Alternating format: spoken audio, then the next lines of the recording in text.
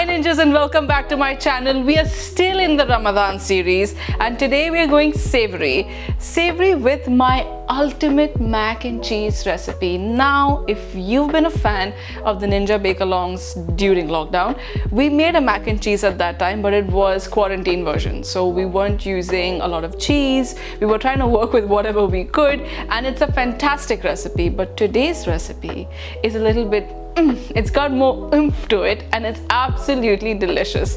There's got a lot of different types of cheese that melt well, that have a beautiful crust when you bake with it. It becomes golden brown, it's saucy. We make a lovely cheese sauce at first, and everything happens in this pan.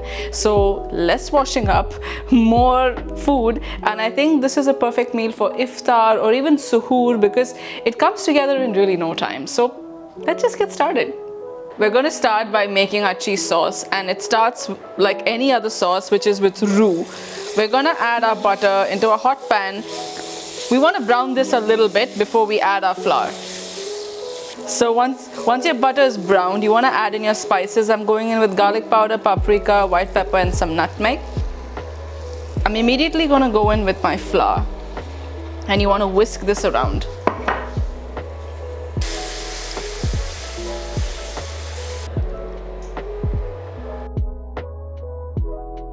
Cream, you want to grate in some fresh garlic. You could mince this as well, but So while the sauce is getting thicker, let's talk about the cheese for a hot second. I've got 4 types of cheeses here. I'm using obviously a mature, really dark cheddar. I've got a mild cheddar. I've got Gruyère, which is really nice and a melting cheese.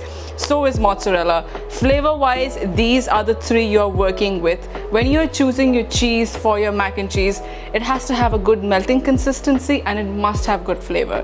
If it doesn't have either one, choose something else. There are a lot of options that you can work with. These are some of them. I'm going to go in with all my cheese into my sauce right now, and I'm going to melt it through. Let's go.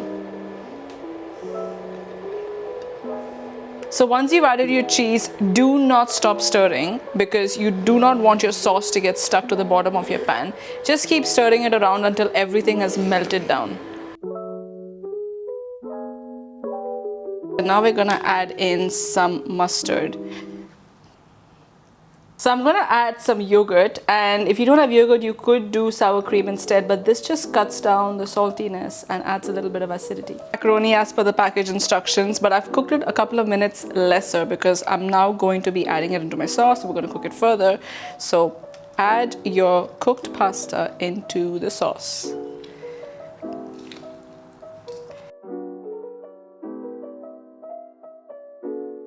Consistency, you want to add some of your pasta water just to make it a bit more saucy. So now that my pasta is mixed in, I'm going to top it with some more mozzarella cheese, and this is going to melt really well once it bakes. I'm going to do something interesting. I'm going to do a breadcrumb crumble on top, which is basically breadcrumbs, dry herbs, and crushed black pepper. Crushed black pepper, not black pepper powder, crushed black pepper. Thank you. So I'm going to just mix this up with my hands real quickly. And I'm going to put this on top. So while it bakes, you will get a really nice crust on the top while it's got oozy, cheesy mac and cheese at the bottom. So if you don't want to bake this, you could just serve it like this as of now, and you can just eat it out of the pot, and it's absolutely delicious. But I want to bake it because I want it to get nice and golden and stuff on top. Okay.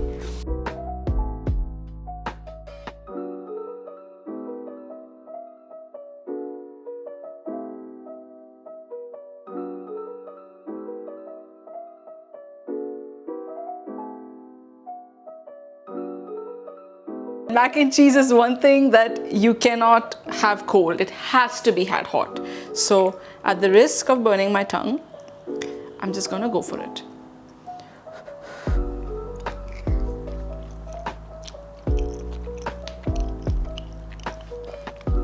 I'm just making sure. Wait 1 second. I didn't get a proper bite.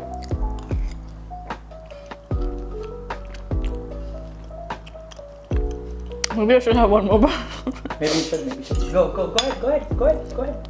Oh, my happy food dance. Okay, even though there's a lot of cheese in here, it doesn't feel so heavy on your palate because The yogurt cuts it through. The crumble on the top adds a lovely crunch into it. The pasta is just right. It's not overcooked because we undercooked it first. So it's perfectly eaten well together. I would recommend having this with some salad or something on the side just to kind of balance it out. But it is mac and cheese, and a lot of people are going to disagree with that sentiment. As of now, I'm just going to go and eat. Yeah. This is how I make my ultimate mac and cheese. It's got a bit of paprika in it that actually adds a lot of earthiness. We brown the butter, that adds more flavor. There's a lot of things in here that are not classic, but that's what makes it my ultimate mac and cheese recipe. It comes together in no time. It's really delicious. If you like this recipe, subscribe to my channel, you guys. Please do that right now. That should have been the first thing you did before you watched the video. But anyway, subscribe to my channel. I got new videos coming out every Tuesday, every Friday. Next one is going to be sweet. It's going to be chocolate. It's going to be delicious. And it's a no-bake. Until then, positive ninja vibes.